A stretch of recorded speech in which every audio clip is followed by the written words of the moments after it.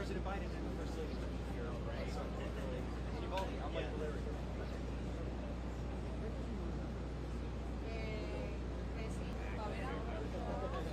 Yo le doy paso.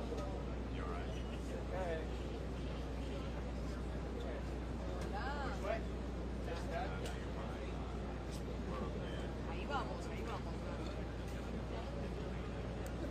Hey everybody, my name's Travis.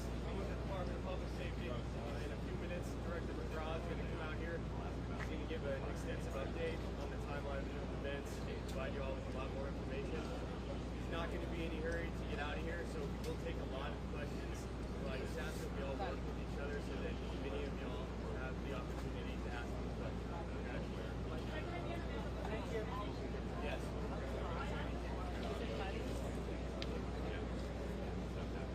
Thank you. Thank you. That's okay today.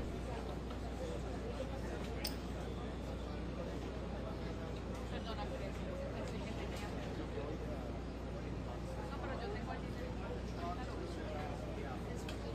empieza a salirse todo esto. No, en la no, yo ahorita voy, no te preocupes, que mis cosas.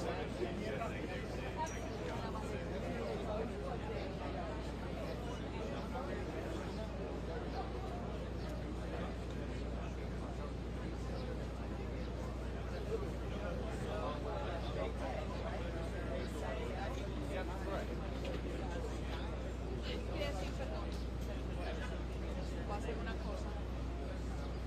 Acabo de ver acá. Mira, porque no me saca, pero vas a ver.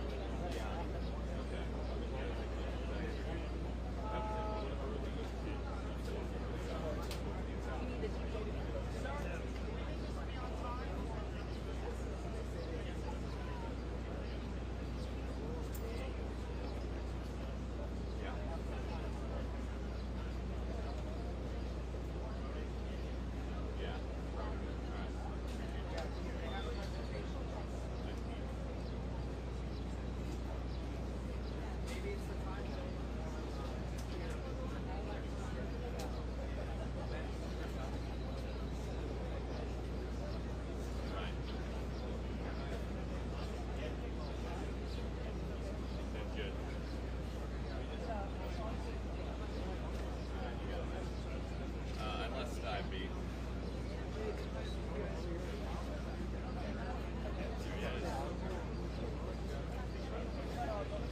No, it's beeping.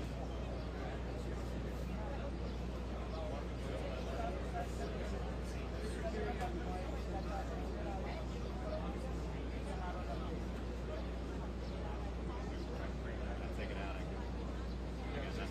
Can you bring the TDU, like, Yeah, it's just beeping.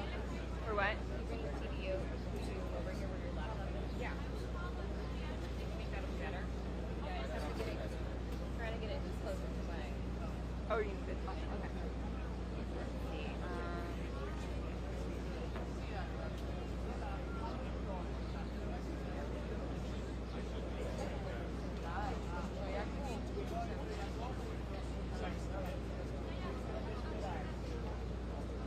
Más o menos.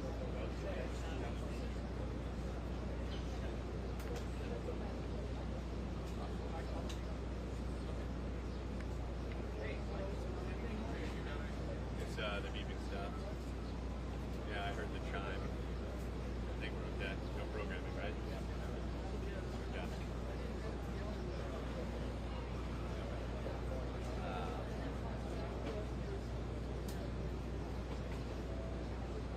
If I kind of came this way, is this what you need?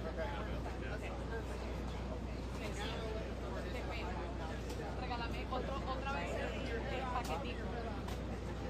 Me lo voy a poner aquí. I'll probably be like right here. Okay.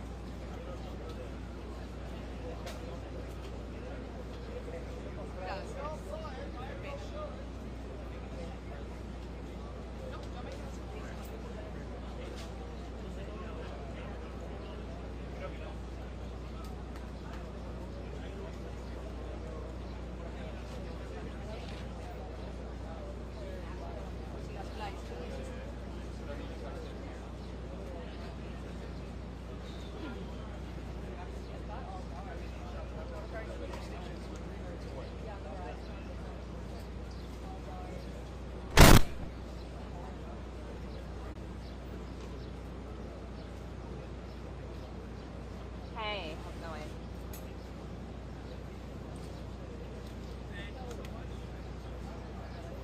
So I think this is going to start a couple minutes ago. They said a few minutes.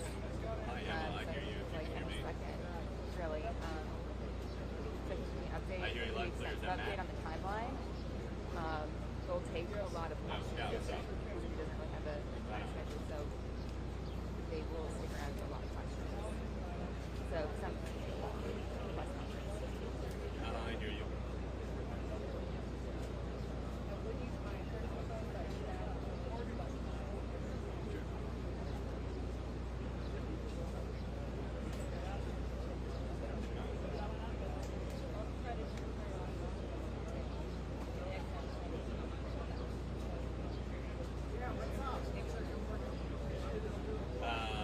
I guess Emma, my question would be if there's a stunning admission during the presser, we have enough time to cut it and turn it.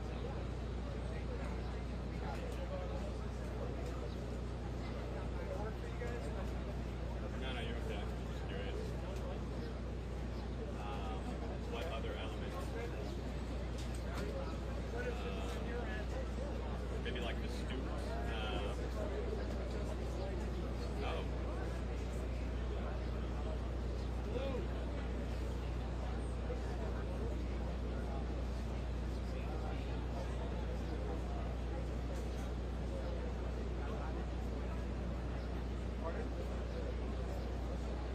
Yes, I did. Yes, I did. I'm adding some, I'm adding a little energy there.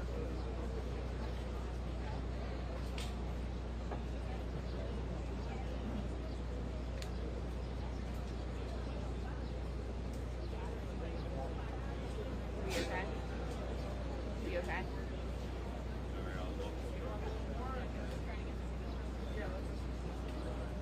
Probably if I put it on the other side.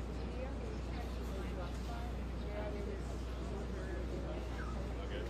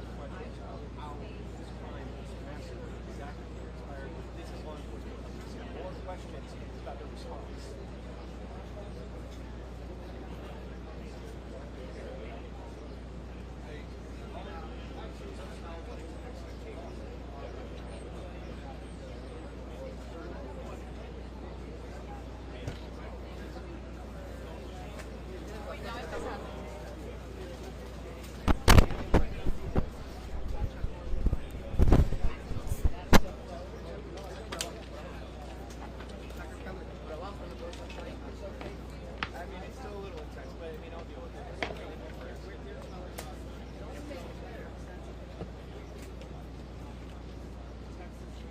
Better? Yeah? Yeah, the higher the better. Okay. Sure. All right, everybody, it's about to get started. Thank you so much. Good morning. Thank you for being here today.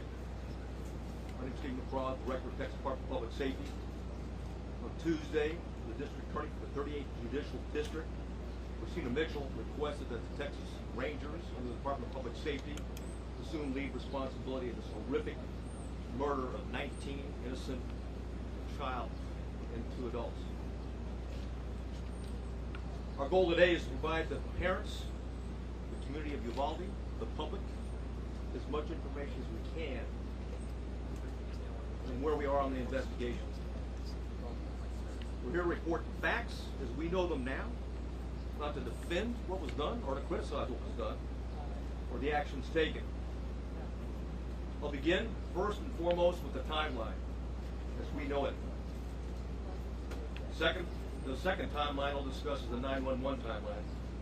Then we'll talk about the relevant social or digital media footprint of the subject. And we'll also have plenty of time for questions at that point.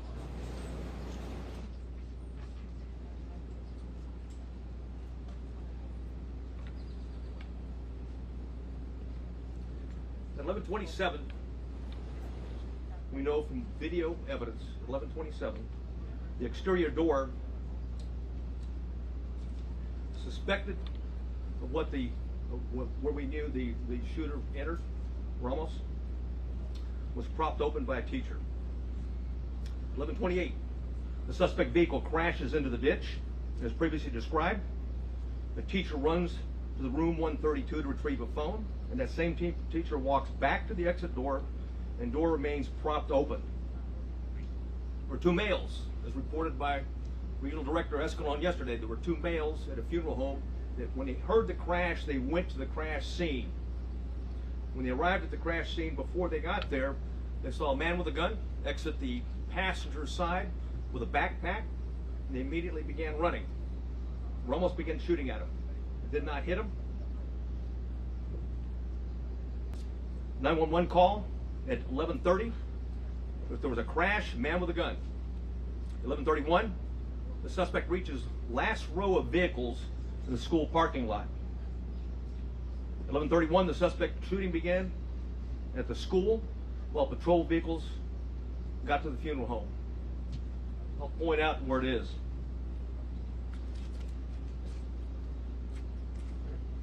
Crashed vehicles over here. Suspect sliding behind a vehicle, started walking down, shooting into the classroom. There was discussion early on that an ISD, consolidated ISD for Uvalde, was a resource officer and had confronted the subject. That did not happen, as R.D. Escalon talked about yesterday.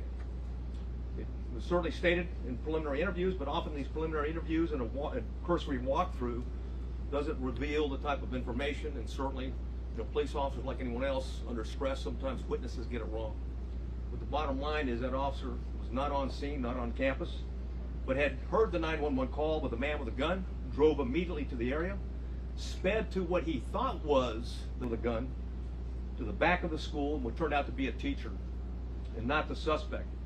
In doing so, he drove right by the suspect, who was hunkered down behind a vehicle, where he began shooting at the school.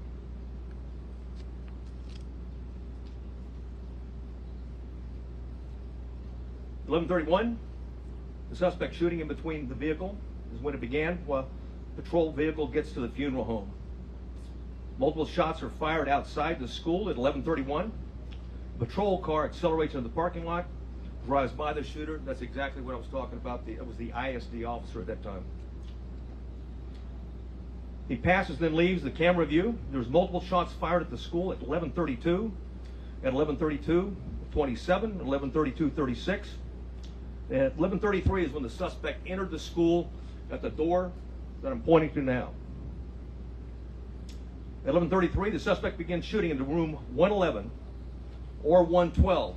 It's not possible to determine from the video angle that we have at this point in time. We do know this, that he shot more than 100 rounds based on the audio evidence at that time, at least 100 rounds. He entered at 11:33, or 11:33 he started shooting in the classrooms, 111 and 112. And 11:35, 3 police officers entered the same door as the suspect entered. All 3 of those police officers worked for the Uvalde Police Department. They were later followed by another 4, a team of Uvalde police officers, 3, and also a county deputy sheriff. So a total of 7 officers were on the scene. The 3 initial police officers that arrived went directly to the door, and 2 received grazing wounds at that time from the suspect while the door was closed.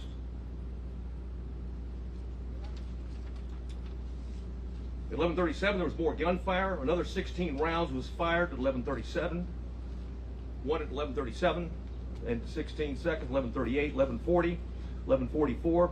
At 11:51, a police sergeant and USB agents started to arrive. At 12:03, officers continued to arrive in the hallway, and there were as many as 19 officers at that time in that hallway.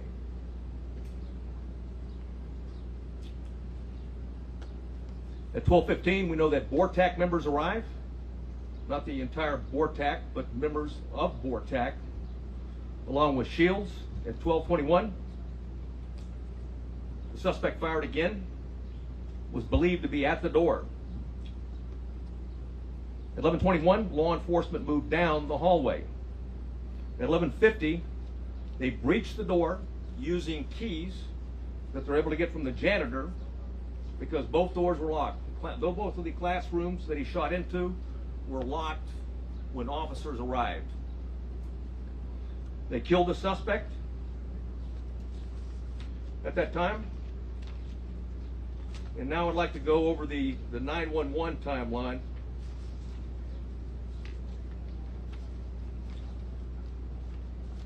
Which I'll warn you is not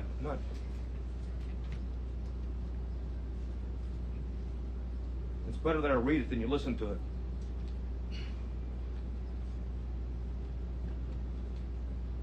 The caller identified, I'll not say her name, but she was in room 112, called 911 at 12:03. The duration of the call was 1 minute and 23 seconds. She identified herself and whispered she's in room 112.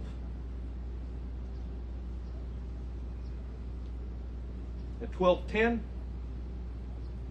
she called back in room 12, advised there were multiple dead. 12:13, again she called on the phone. Again at 12:16, she called back and said there was 8 to 9 students alive. At 12:19, a 911 call was made, and another person in room 111 called. I will not say her name. She hung up when another student told her to hang up. At 12:21, you could hear over the 911 call that 3 shots were fired. At 12:36, 911 call, it lasted for 21 seconds. The initial caller called back, student, child, called back, was told to stay on the line and be very quiet. She told 911 that he shot the door. At approximately 12:43 and 12:47, she asked 911 to please send the police now.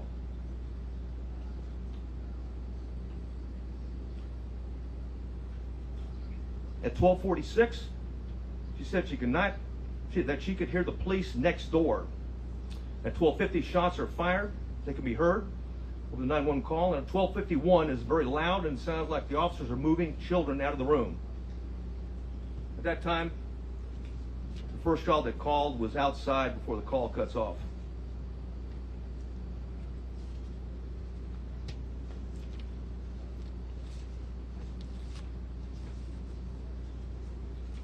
Additional information that we have is that there are 58 total magazines at the school related to the crime scene. 11 of those magazines were inside the school. 3 were on the suspect's body,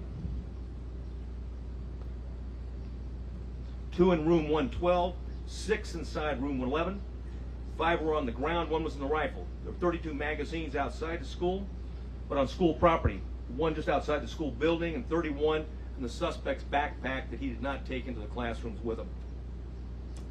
There was 15 magazines at the crash site. There were 2 magazines at the suspect's residence for a total of 60 magazines. He had purchased and had a total of 1,657 total rounds of ammunition. 315 of those rounds were inside the school. 142 of those were spent cartridges. 173 were live rounds. 922 were outside of the school, but on school property. 22 of those were spent cartridges. 900 were live rounds. 422 were at the crash site. 22 were spent cartridges. 420 of those were live rounds. There's 35 spent law enforcement cartridges total in the school. 8 of those were in the hallway.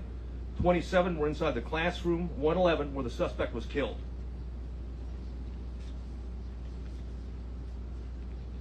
I mentioned that I was going to go over quickly a digital timeline. One of the things we talked about early, and I want to correct something that was said early on in the investigation, is that he posted, okay, on Facebook publicly that he was going to kill that he was going to shoot his grandmother, and secondly after that he was going to, that he had shot her, and the third that he was going to go shoot up a school. That did not happen. It was actually on a message. It was a Facebook application, messenger application to somebody else that he had a conversation with. We know that through his digital media footprint, and I'll just do by date time, that Ramos asked his sister to help him buy a gun. She flatly refused. That was in September of 21. I'll avoid some of these and get to he had Instagram, a 4-group chat, and it was discussed that Ramos being a school shooter. And that was on February 28th of 2022. On March 1st of 2022, there was an Instagram he had with 4 people. It was a chat. He discussed him buying a gun. On March 3rd, 2022, there was another 4-person chat. Quotations, word on the street is you are buying a gun. Ramos replied, just bought something. RN.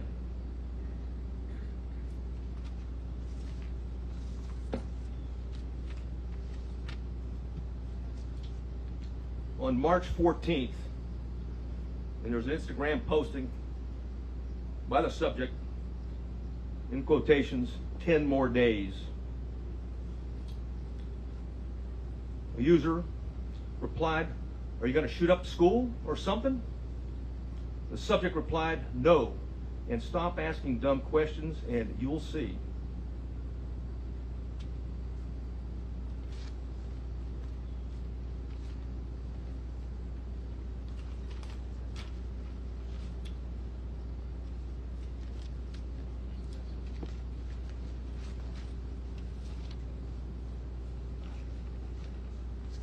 I know you have many questions, and I've agreed to stay as long as we can to answer as many of those questions that we can. If I can't answer it, because we don't know definitively right now, I'll simply say that. And it continues to be a preliminary investigation. There's, literally, certainly over hundreds of interviews that have been conducted, will continue to be conducted, and there's thousands of leads that are being pursued, not consecutively, but concurrently, and thanks to our federal and local partners. And I do want to mention behind me, we've got the FBI Special Agent in charge. We also have an ATF Special Agent in charge, or ASAC, and of course, who else do I got behind? Okay, the Texas Rangers, if there's any specifics that I haven't covered that I might need their particular support on. I do want to cover one thing quickly though before I go to questions, and that's some of the questions that we received, that we have already received. And one of those is going around now that in fact the subject had been one of the 2 arrested by the Texas Rangers and the local police back in 2018. That's not the case. He was not one of the individuals. In fact, we have found no links, associations, and relationships in that investigation. Clearly it was a threat. It was back in 2018. The two juveniles were charged with attempted or conspiracy to commit capital murder. There's no question that we thought, and we had evidence, and certainly the district attorney agreed, that these juveniles, one 13, one 14 years old, was a threat to Uvalde. And there was a discussion at that time, even the senior year of the one that was 14 years old, which would make it 2022. However, that was not the subject.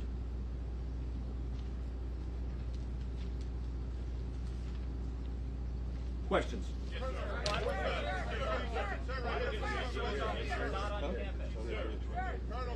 Oh yeah, yeah. Oh, one thing I want to say, one thing I failed to say is that when we're done, we have Tony Pena with us. He's going to translate into Spanish, okay, what the answers and the questions are afterwards.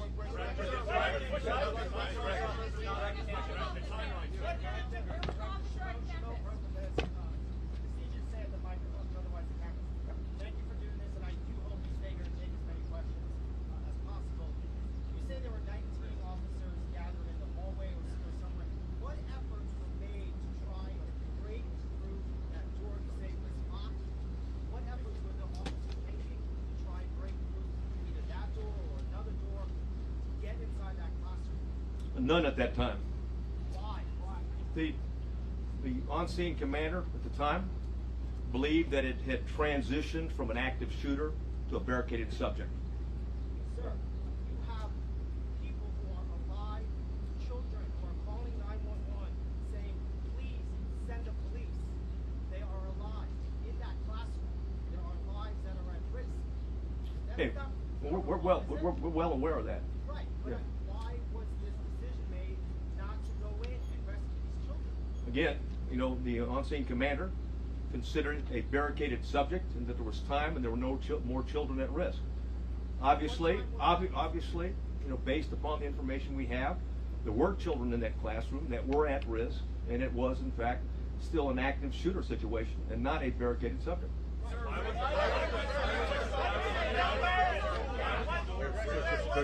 Why was the door propped open?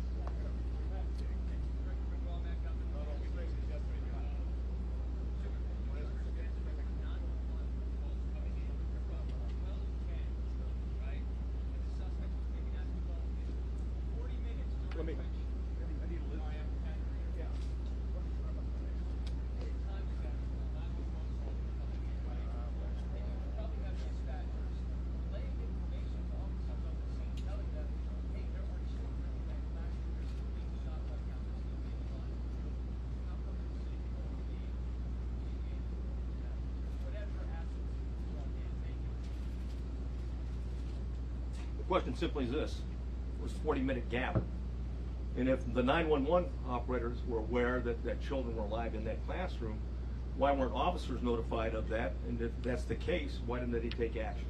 That's the question. And again, I'll go back to the answer for right now, is that it was considered, okay, the decision was made on the scene. I wasn't there, but at the same point in time, a decision was made that this was a barricaded subject situation. There was time to retrieve the keys and wait for a tactical team with the equipment to go ahead and breach the door and take on the subject at that point. That was the decision, that was the thought process at that particular point in time.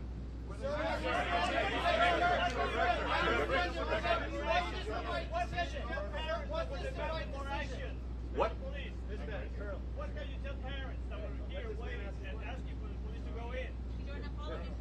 Yeah, there was 19, like I said, there was 19 officers in there. In fact, there was plenty of officers to do whatever needed to be done, with one exception, is that the incident commander inside believed they needed more equipment and more officers to do a tactical breach at that point. That's why BORTAC was requested on the scene. As soon as they were there, they executed a search, or at least a dynamic entry, and went in, and of course, that was not till 12, that was not till 12:57.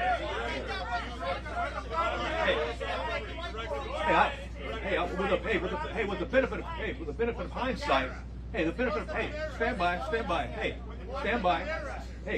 right? I got it. Okay. Hey, from the benefit of hindsight, where I'm sitting now, of course it was not the right decision. It was the wrong decision. Period. There's no excuse for that. But again, I wasn't there, but I'm just telling you, from what we know, We believe there should have been an entry at that as soon as you can. Hey, when there's an active shooter, the rules change. It's no longer, okay, it's no longer a barricaded subject. We don't have time. You don't worry about outer perimeters. And by the way, Texas embraces active shooter training, active shooter certification, and that doctrine requires officers, we don't care what agency you're from, you don't have to have a leader on the scene. Every officer lines up, stacks up, goes and finds where those rounds are being fired at, and keeps shooting until the subject is dead, period.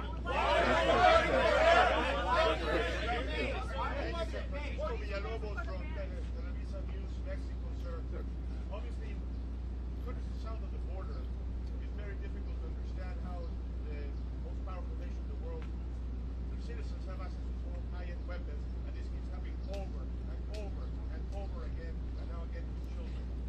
I don't mean to one day night quarterback with you guys are the experts on these, just like questions, please. How can you keep this from happening again in the communities of Texas? And second, how did a 18-year-old kid that works at a Wendy's between the minimum wage can buy a $5,000 weapon?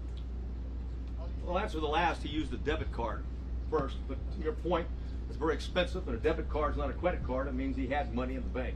So why and how is being looked at right now. And I'll tell you this, thousands of more leads are being looked at right now because we haven't answered all the questions. We haven't gotten into the why. Okay, we know the individual was also into cyber gaming in that regard, and group gaming in that regard. So we've got a lot of questions are out there, and we're seeking answers, but we've got an obligation. We'll continue to update you when we find something out. Hey, I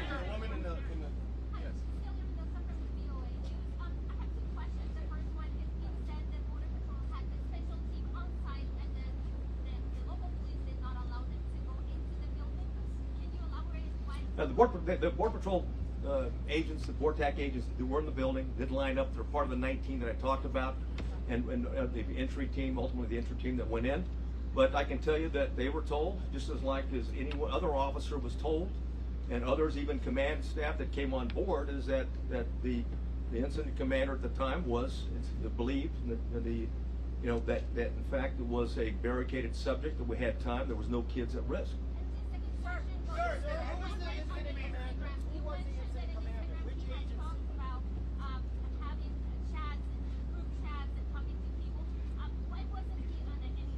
I wished he was. Because then there's no question. And I'll say this right now, every time we have one of these and there's copycats, okay? And we need the public, just like we did back in 2018, there was a public, okay, that came forward that we got 2 people that are about to shoot up a school or planted to shoot a school. It's imperative on the public, when you get something, just because the guy sounds like he's a nut, he may be a nut. But just because it sounds like, well, impossible to do, he may be intended to do, as I've read the timeline based upon the chats that he had.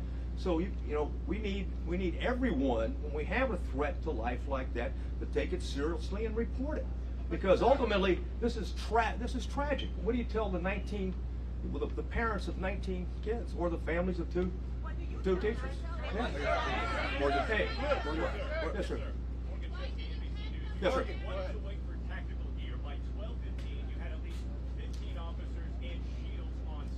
Yeah. Yet you did not reach the door until 12:50. Hey, like I've said it before, is that, well, first of all, when it comes to an active shooter, you don't have to wait on tactical gear. Plain and simple, you've got an obligation. What I know now, okay, absolutely, it was an active shooter, because you can transition. Keep in mind, in the doctrine, okay, of active shooters, you can transition from an active shooter situation to a barricaded subject, or a barricaded with hostage subject, but if shooting continues, and you have any reason to believe that there's individuals alive in there, you've got an obligation to move back to an active shooter posture, and that means everybody at the door. Are you saying those children were no longer at risk when he barricaded himself? Saying there were children alive in classroom 112, 8 to 9 children. Is that teacher, are those children still alive? And why was the school resource officer off campus? And did Uvalde SWAT respond to the scene? Well, Uvalde has a part-time SWAT team, number one. The ISD's got, they have limited officers. I think, what is it? We got 6? They got six, the independent, consolidated independent school district has 6 officers, and they didn't have one posted at that location.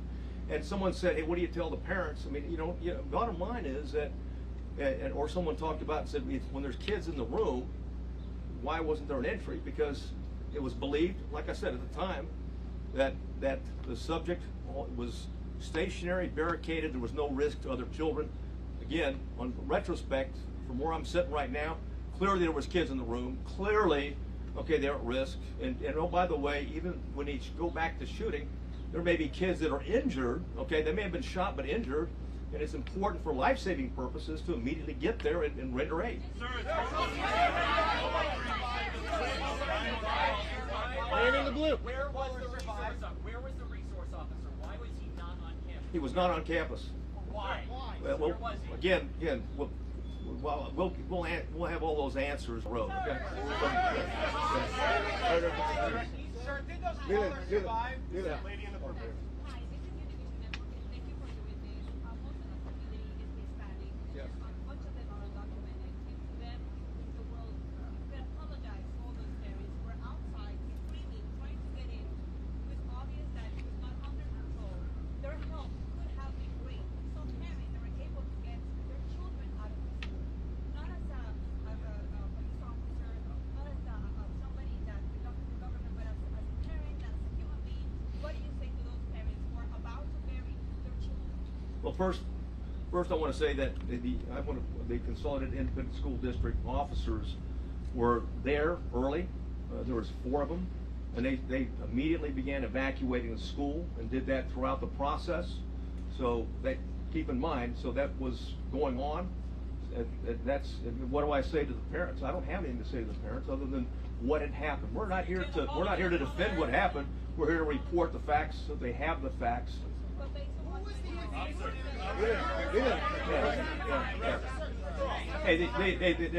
Hey, bottom line, the consultant. Any of the family members gassed or taped outside the building? I'm sorry? Oh, I don't have any information on that.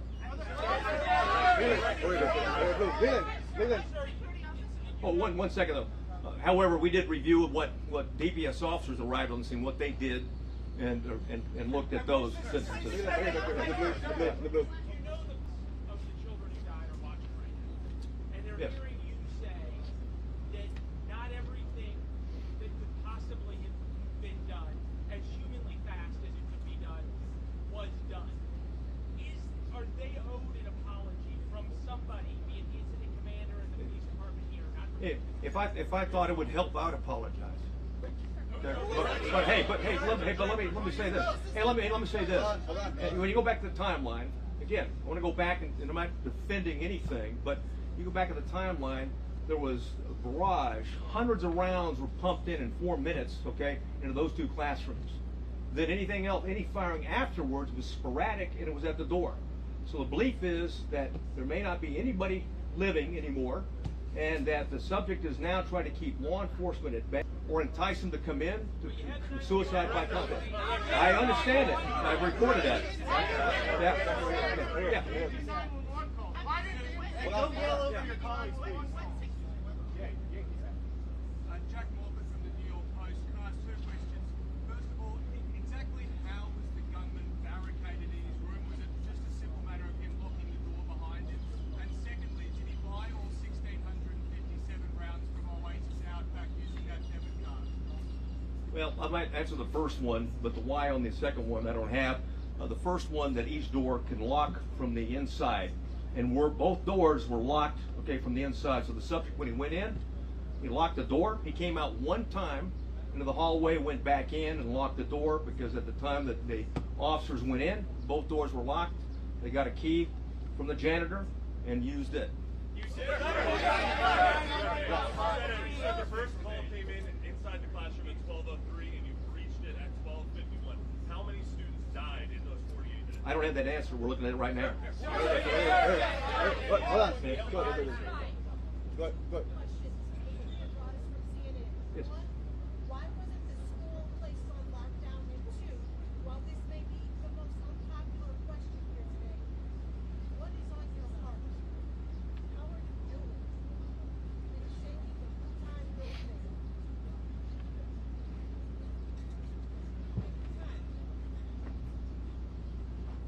Yeah, thanks a lot.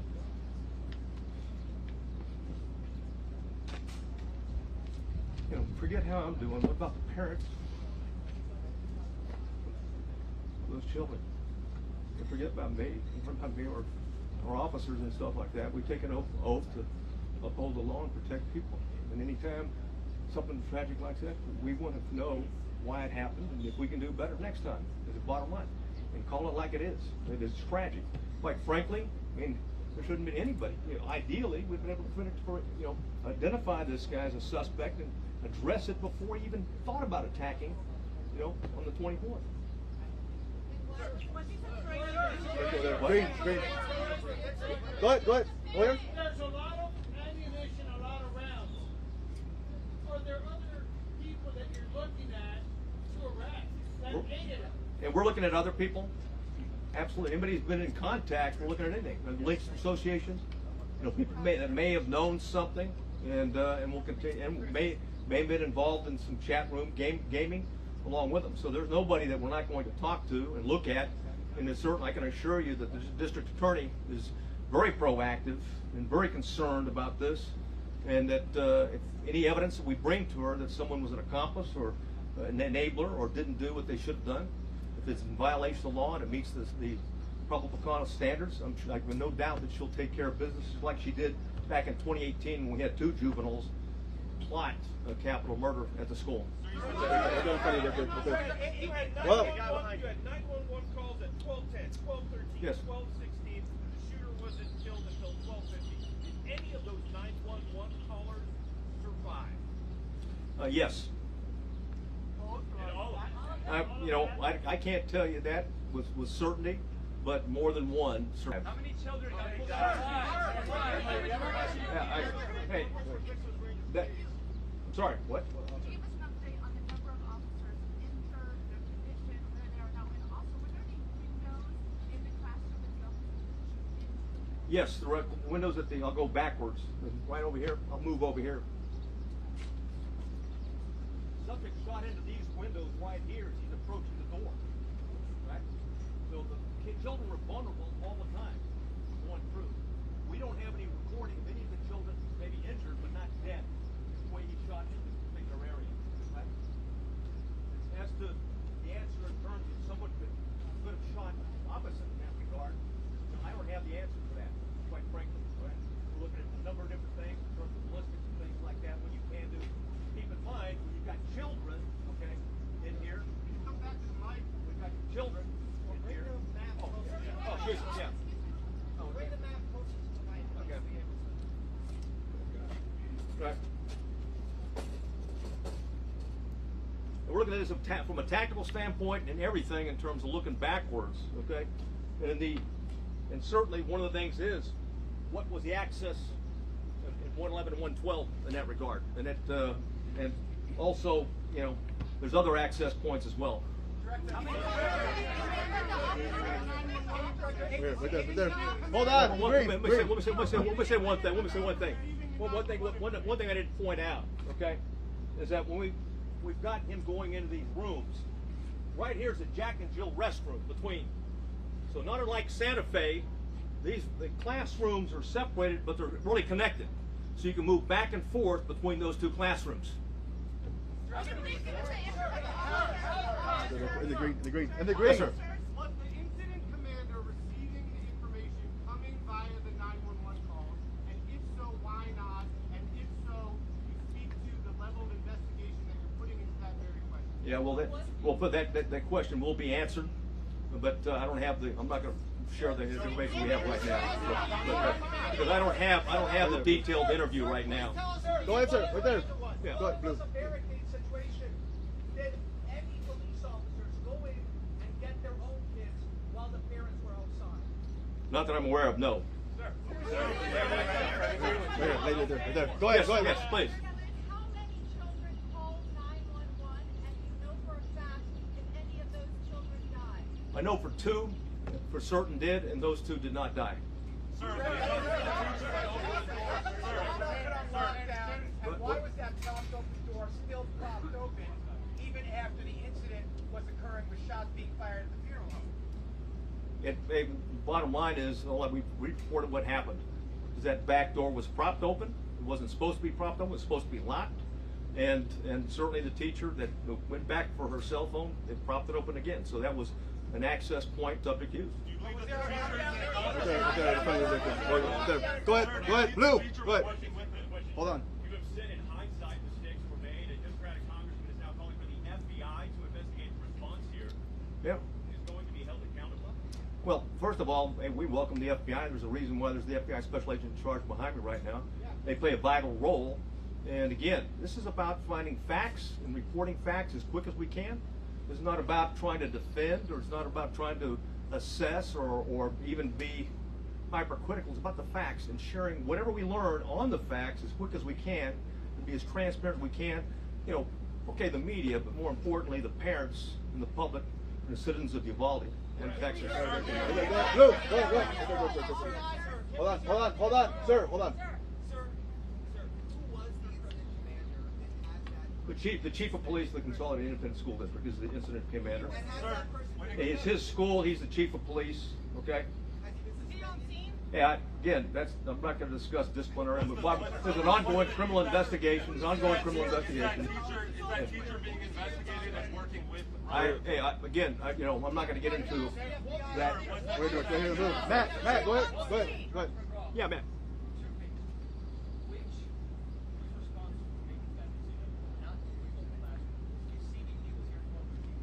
The chief of police of Consolidated Independent School District, he was convinced, and again, I want to go back and say, he was convinced at the time that there was no more threat to the children, and that the subject was barricaded, and that they had time to organize with the proper equipment to go in. The subject had already hit 3 officers, and hit 2 officers, and I didn't answer the final question.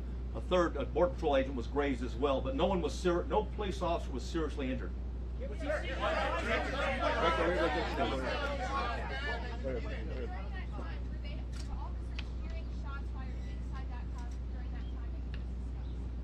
Yes, they did. He shot, and I went through the timeline before where he continued to shoot periodically, sporadically. The last, I think I already gave you the timeline. I'm sure I went through it, but the last time that the shot right before the entry, okay, was he shot at 12:21. So At the officers or at the children? No, not at the children. Well, I'll tell you what, we don't know yet. We believe it was at the door. Go ahead, right there. Yes.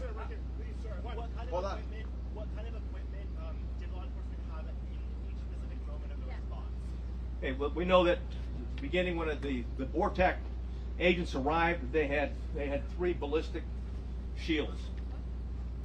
It's going to be the last question. Yeah, what? Last question. The teacher that props open the door and shifts into Right here. Go ahead. Hold on.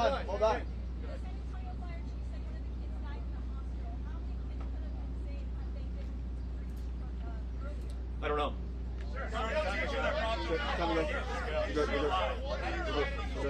No, that's fine. Yeah, I'm going. Let's answer the question.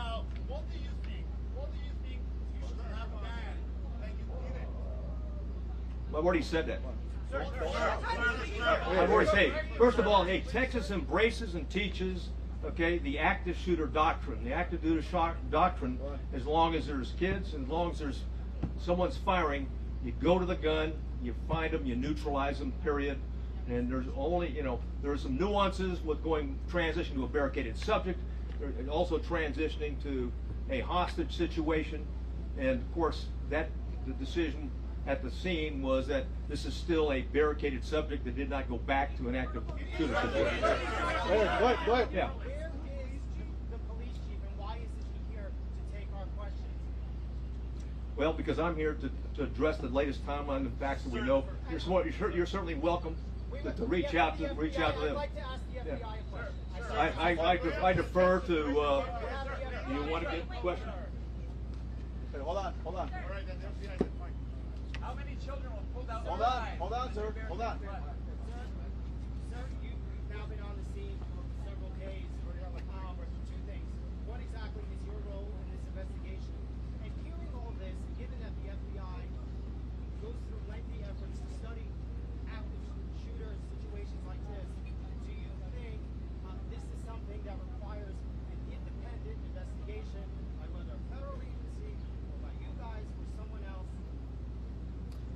thank you for the question. So my name is Oliver Rich. I'm the special agent in charge of the San Antonio division.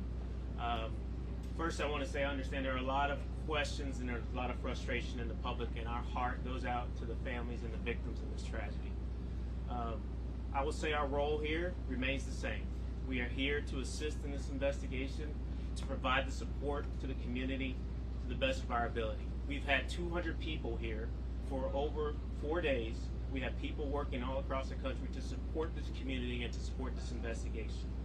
We are continuing in that vein. We have victim specialists here working with people in the community, and we will continue to do that. If the facts bear out that there is a federal nexus, then the FBI will conduct an appropriate investigation at that time. But for now, we continue in this to support the Texas Rangers. Okay, sir, are you going to ask? How many more questions? Two more questions. No, 2 more questions. Guy in the purple. Okay. Yes.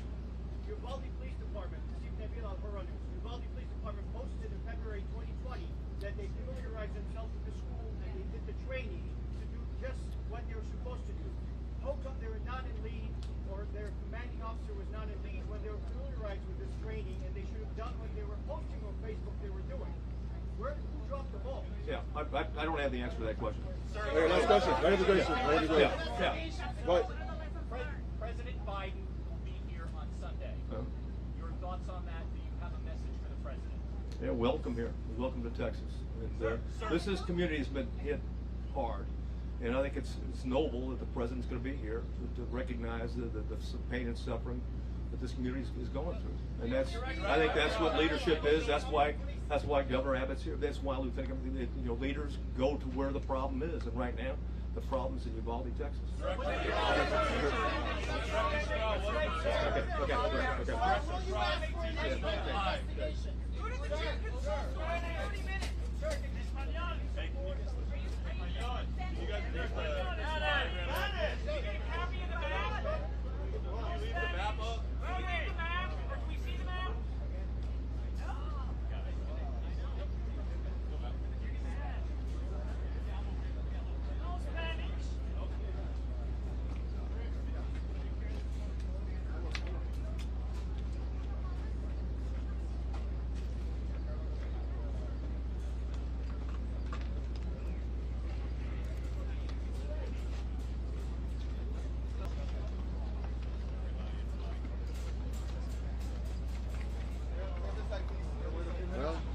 So in 2020, they took the training, right?